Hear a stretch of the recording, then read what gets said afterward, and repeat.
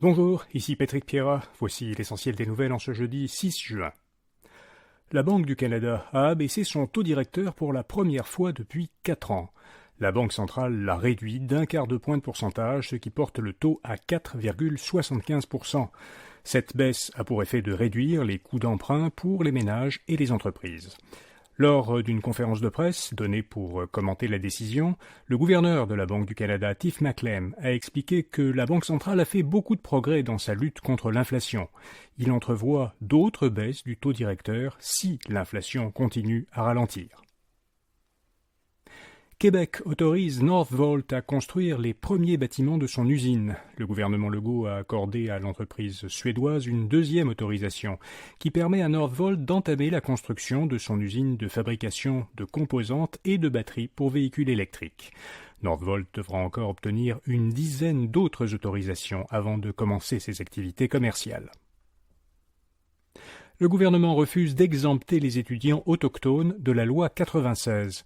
5 cégeps anglophones ont demandé en vain au gouvernement Legault d'exempter les étudiants autochtones des exigences que prévoit la réforme de la Charte de la langue française en matière de français. Ils craignent que ces exigences poussent les étudiants à déménager en Ontario ou abandonner leurs études. Les autochtones qui étudient en anglais bénéficient déjà d'un allègement. Ils sont exemptés de l'épreuve uniforme de français.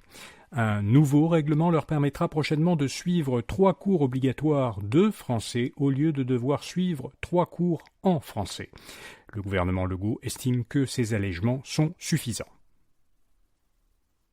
La Russie menace de fournir des missiles à des pays qui pourraient frapper les États-Unis et des pays européens.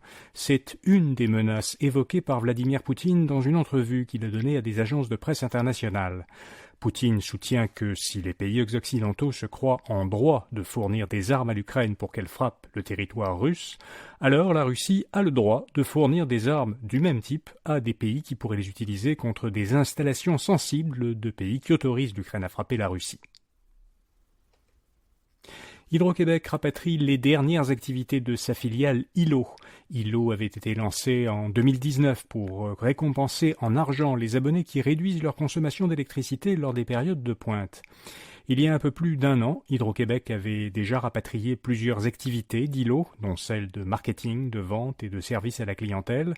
Une centaine d'employés affectés au développement technologique d'ILO dépendaient encore d'une entité autonome. Ces employés passent maintenant, eux aussi, sous la gestion directe d'Hydro-Québec.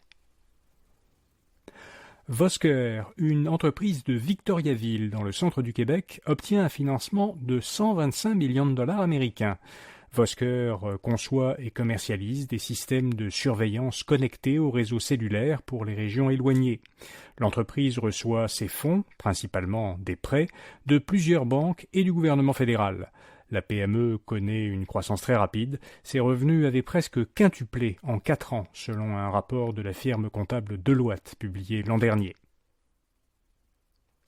En bourse, la valeur de Nvidia dépasse maintenant celle d'Apple.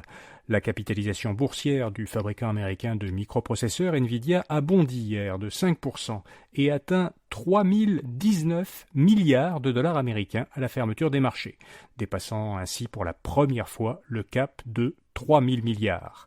Ce bond donne à Nvidia la deuxième plus grande valeur en bourse devant celle d'Apple. Microsoft est au premier rang avec une capitalisation de 3150 milliards de dollars américains.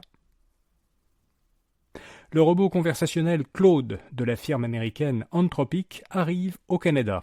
Ce concurrent de ChatGPT, Gemini et Copilot était déjà disponible dans une centaine de pays. Il est depuis hier disponible au Canada et en plusieurs langues, dont le français. Claude peut répondre à des questions, résumer des documents, rédiger et coder. Selon Anthropic, Claude se distingue sur le plan de la sécurité. L'entreprise assure qu'elle n'utilise pas le contenu de ses conversations avec ses utilisateurs pour entraîner ses modèles d'intelligence artificielle. Et puis un vaisseau spatial de Boeing a décollé avec des astronautes à bord. Avec quelques années de retard et après plusieurs tentatives avortées, le vaisseau Starliner de l'entreprise américaine Boeing a réussi son premier décollage avec des passagers.